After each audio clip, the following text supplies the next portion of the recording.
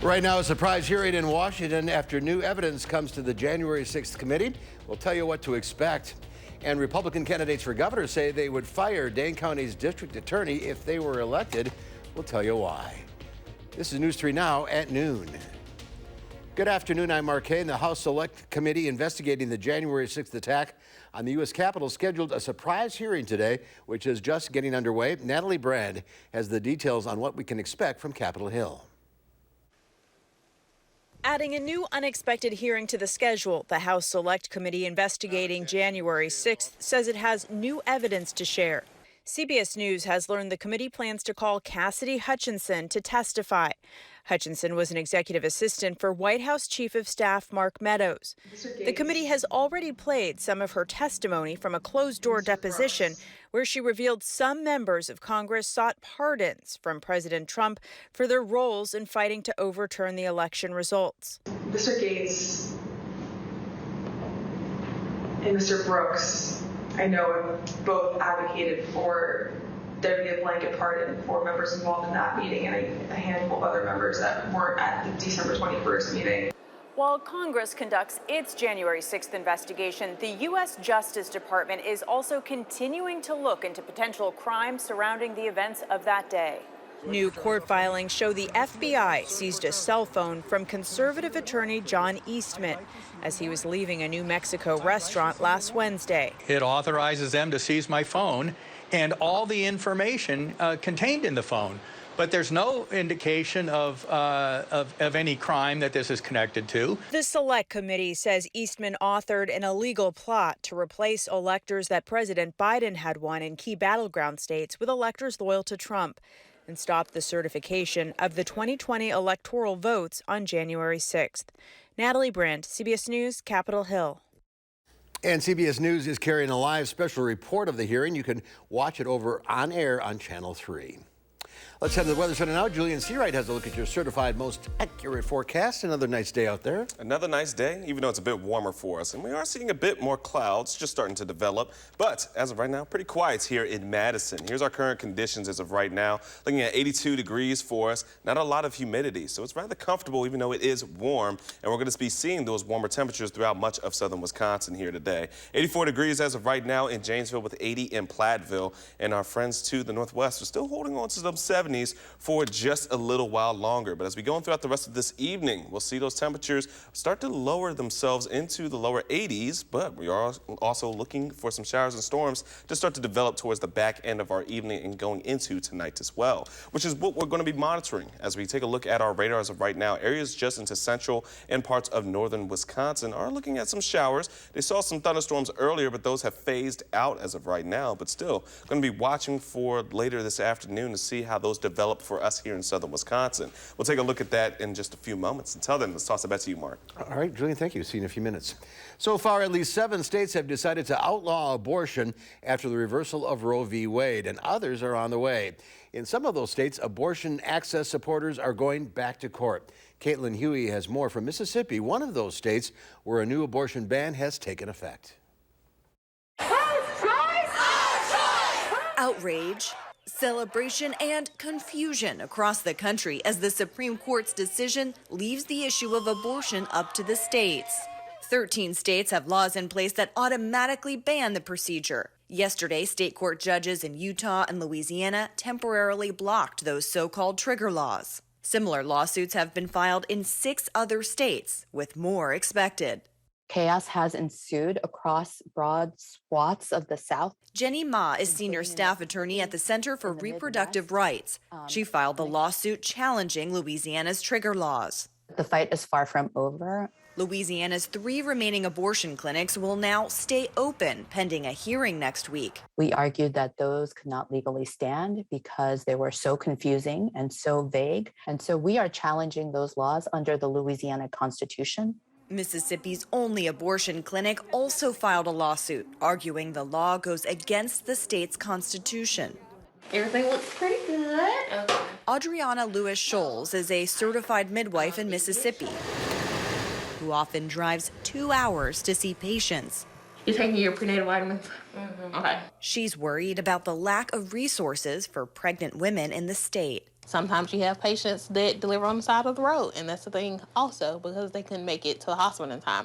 The governor of Mississippi says that they are looking to expand grant programs to help women before, during, and after pregnancy. And they're also looking at ways to incentivize adoption and expand state safe haven laws. Caitlin Huey-Burns, CBS News, Jackson, Mississippi. And Republican candidates for governor in Wisconsin say they would fire district attorneys who don't enforce the state's law that criminalizes abortions. 3 candidates, Rebecca Clayfish, Kevin Nicholson, and Tim Rantham, said that during a forum last night that they would remove DAs that don't prosecute abortion cases. The reversal of Roe v. Wade means Wisconsin's law from 1849 banning abortions with no exceptions for rape or incest goes back into effect. Dane County District Attorney Ismail Ozen has said last week that he would not investigate nor prosecute doctors who provide abortions. Ghislaine Maxwell is set to be sentenced today for her involvement in the Jeffrey Epstein sex crime ring. Maxwell was convicted last December of luring teenage girls to Epstein. Jurors deliberated for 5 days before handing down the conviction. The maximum sentence for the 5 charges she was convicted of range from 5 to 40 years in prison. Officials in Texas say the death count among a group of migrants abandoned inside a semi-trailer during a dangerous heat wave is now 50. The truck was found on a back road near San Antonio last night after a city worker heard a cry for help come from inside the trailer. 46 people were found already dead inside, and 4 others have died after being taken to the hospital. Officials say the people inside the trailer were families trying to start a new life in the U.S. The Madison School Board has approved a preliminary budget for next year. The plan includes a 3% raise for all employees and a one-time bonus of $1,000 for eligible full-time staff who worked in the spring. Superintendent Carlton Jenkins said he's pleased by the balanced budget, but not everybody's happy with it. School Board member Nikki Vandermuller said that teachers and staff deserve a full cost of living increase and not just a bonus. 4.7 is simply a cost of living adjustment. Anything else would be a pay cut because it does not keep up with the cost of inflation. Bonuses is the same thing. Not only is it taxed at the highest rate, it doesn't work with the highest rate of inflation. The district still has to finalize the budget. That's expected to happen at a regular board meeting in October once school attendance numbers for next year are more clear. There's more to come on News 3 Now at noon, including a safety warning for fireworks ahead of the 4th of July that you may not be thinking about. We'll have that and today's business news just ahead.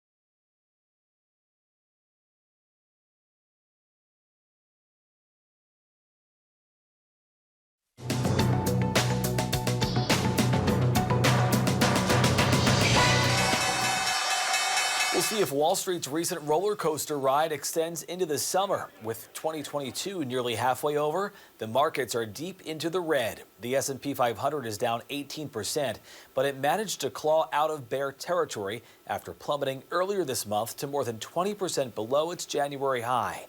The Dow is down 13% on the year, while the Nasdaq has lost just over a quarter of its value. Yet another rough weekend at the airport stretched into yet another weekday. At least 800 flights were canceled across the U.S. on Monday afternoon. That's according to the flight tracking website FlightAware. That after more than 1,500 domestic flights were canceled Saturday and Sunday. Hundreds of off-duty Delta Airlines pilots, meantime, plan to picket this week, demanding a pay increase and that the carrier change its schedules to reduce flight disruptions. Union officials say pilot wages have not increased since 2016. Delta says it began contract negotiations earlier this year after talks were halted for 2 years during the pandemic. And Juul Labs is asking a federal appeals court to block the FDA's ban on its e-cigarettes and flavored pods. In an emergency motion filed Monday, Juul called the FDA's action extraordinary and unlawful. The FDA ordered Juul to stop selling the products amid a surge in youth vaping. On Friday, an appeals court temporarily halted the ban while it decides whether Juul can keep selling the items as it appeals that FDA decision. And that is your CBS Money Watch report. For more, head to cbsmoneywatch.com. At the CBS Broadcast Center, I'm Matt Piper. And let's check Wall Street at the noon hour. The Dow Industrial is down 264 points. The Nasdaq off 233. The S&P 500 down 47. A lot of safety warnings about fireworks this time of year are about handling them. But experts say it's also important to protect your hearing around fireworks. Stephanie Stahl has more on those warnings. Plenty of Americans will attend fireworks displays this summer, and the American Academy of Audiology says we need to listen up and protect our hearing from loud noises. The group says the greatest risk is not the professional fireworks displays, but from the fireworks people use themselves in backyards. If a firework is close to you when it explodes, you could suffer immediate and permanent hearing damage. The inner ear has delicate hair cells, which do not grow back. If noise damages the cells, the result may be forever. Hearing loss can be due to aging and other factors, but exposure to loud noises is also a leading cause. More than 40 million Americans have hearing loss, 10 million related to loud noise. Signs can include hearing ringing, buzzing, or hissing noises after exposure to fireworks, or muffled hearing and having to turn up volume on devices suddenly. Other signs include having trouble understanding people speaking and people telling you speak too loudly. If that sounds familiar, audiologists say, get your hearing checked. I'm Stephanie Stahl, CBS News, Philadelphia. And the group says kids are especially vulnerable for hearing loss from fireworks because they get excited and want to be closer to the show. And if you're looking to take a family to a professional fireworks show during the holiday weekend, we have a full list of events around southern Wisconsin on channel3000.com. And on our news app, you can download it for free today in your app store. Just search for Channel 3000. The First Warn Weather Team has all eyes on the holiday weekend. Julian's in next with the latest look at our forecast for the weekend. Stay with us.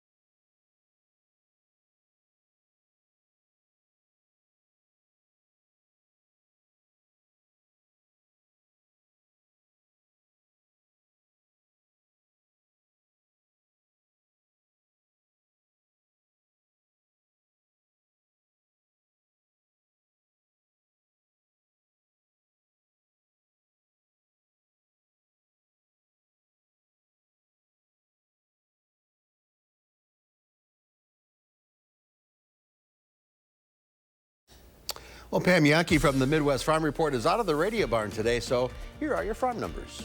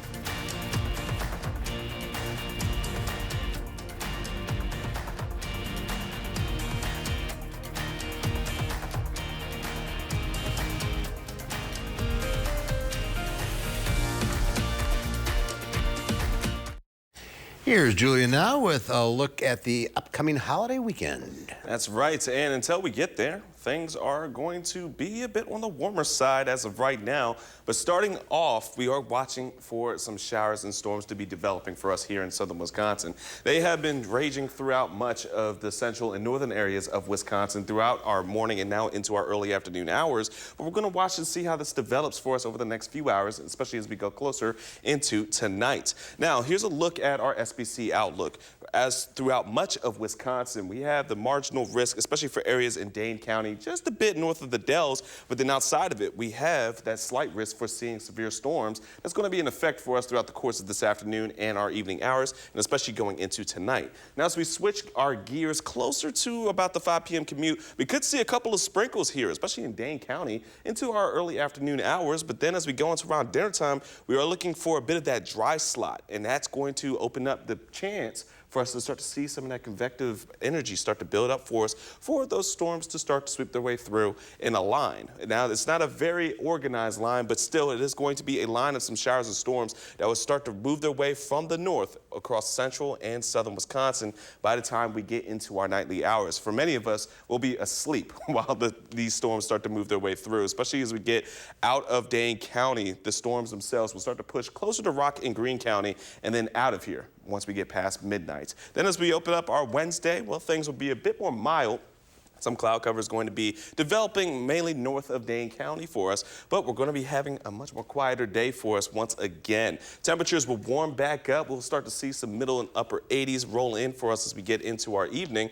But aside from that, we're going to be looking at pretty healthy amounts, a nice little quick rinse of some rainfall throughout southern Wisconsin and many of the areas just surrounding us here in Dane County. Many of us will start to see 1/4 to 1/2 inch of rainfall from the system that's going to be moving its way throughout the area. Now, as we go throughout the Wednesday, once again, it's going to be on the dry side, but we do have another shot of seeing some more showers and storms as we get into our late Thursday night, overnight hours into our early Friday mornings. We could wake up to some showers and some wet conditions, but that's going to be clearing up by the time we get into our Friday afternoon, opening our holiday weekend for a gorgeous setup for us. Now, we are going to be looking at warmer temperatures, but not a lot of humidity as we get into our Saturday, Sunday, and even for our Monday, we're going to start to see that finally the dew points start to really rise for us. So until then, enjoy Saturday and Sundays. It will be into the lower 80s, but our dew points, take notes, are not really going to start to rise until we get into our Monday, where it's going to be much more humid. So until then, our 3 things you're going to need to know: temperatures will be moving up, but they will start to drop back down to a bit more favorable 80s as we get into our Friday. We do have a few rounds of rain from today going into our Thursday overnight hours into our early Friday morning. Then it's going to be dry as we head into the weekend. And that's what we're going to see from our 10-day forecast for us. Once we get into the weekend, even for the holidays, it's going to be relatively dry, but we are still going to be seeing a bit more of that moisture hang around for us. It may be a bit sticky, and we do have a shot of seeing some late storms that could impact our firework festival or showing as we get into our Monday night. Aside from that, we are expecting more showers and storms on the way, Mark, once we get into the back end of next week. Well, we need the rain, so. Yeah, we really do. The grass is starting to get brown now. Yeah, a little crunchy out there. Yeah, absolutely. All right, Julian, thank you. And speaking of which, summers around the world are getting a lot hotter, and scientists say climate change is to blame. A new study says it's also no coincidence extreme weather events are on the rise. Ian Lee reports from London. The mercury is rising around the world. Japan is suffering its worst heat wave in 150 years, with Tokyo sizzling under scorching temperatures topping 96 degrees. Worldwide, people are worried about this whole climate change situation. Scientists say climate change is the culprit for the wild weather. All heat waves across the world have been made more intense and more likely by climate change.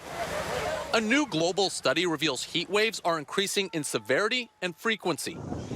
In April, temperatures in India soared above 120 degrees. We have heat waves in Europe, and we have heat waves in Saudi Arabia at the moment. We have heat waves in China right now. We have heat waves in the US. And it's not just extreme heat. Climate change is also triggering disastrous downpours. The worst flooding in more than a century is hitting Bangladesh, killing dozens. But we have seen across the world a lot of serious and very damaging floods become more likely due to climate change.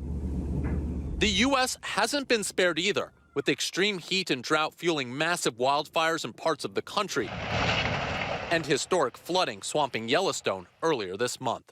Ian Lee, CBS News, London. There's more to come on News 3 Now at noon. Up next, let's see what Howard's working on in the Mr. Food Test Kitchen. This time of year, zucchini is here, there, it's practically everywhere. And today, it's the star of our side dish that's perfect for this time of year. Just wait until you see what it is.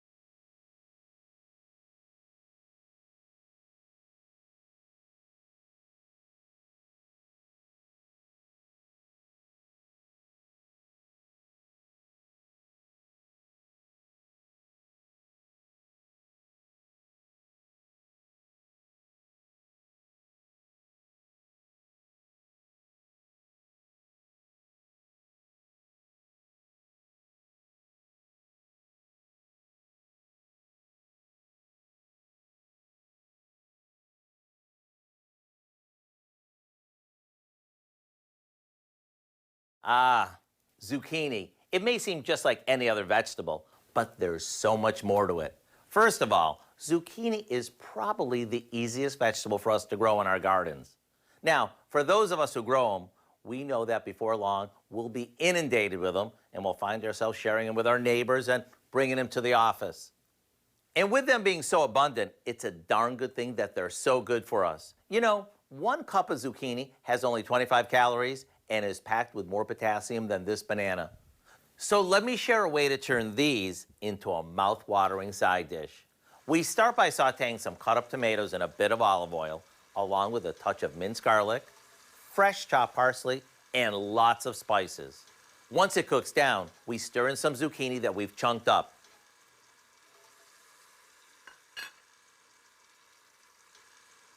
And when it's tender, it's ready to serve as a healthy as can be side dish. No matter how you serve it, we know you'll be scraping the bowl so you don't miss a drop. To get the recipe for our all-star zucchini, all you have to do is go online before all that zucchini takes over your house. I'm Howard in the Mr. Food Test Kitchen, where today we found a fresh from the garden way for you to say, ooh, it's so good. Sounds like an invasion. The zucchini invasion. Yeah, I'm going to miss on that one. But as we take a look at our forecast, the 3 takeaways that we're going to need to know, folks, is that we are going to be heating things up throughout the rest of the week until we get into a Friday, where we're going to start to cool back down just a little bit, but still feel like summer. Aside from that, we do have a few rounds of rain that we're going to be expecting from later this afternoon and evening into the overnight hours, but then we're going to be clearing up heading into Wednesday, but then another round going in overnight from Thursday into our Friday morning. Aside from that, this holiday weekend is shaping up to be dry, warm, but not humid, as we're going to be looking at 80s into the lower end. And then as we switch to Monday for our 4th of July, looking at some more moisture to start to roll in. So it'll be a bit on the sticky side, but we're going to be watching for potential storms that may try to interrupt our fireworks show, Mark. All right, well, keep an eye on that and keep an eye on the storms moving through this evening. Yep. Thanks, Julian. Thanks for watching. We'll see you at 4 o'clock.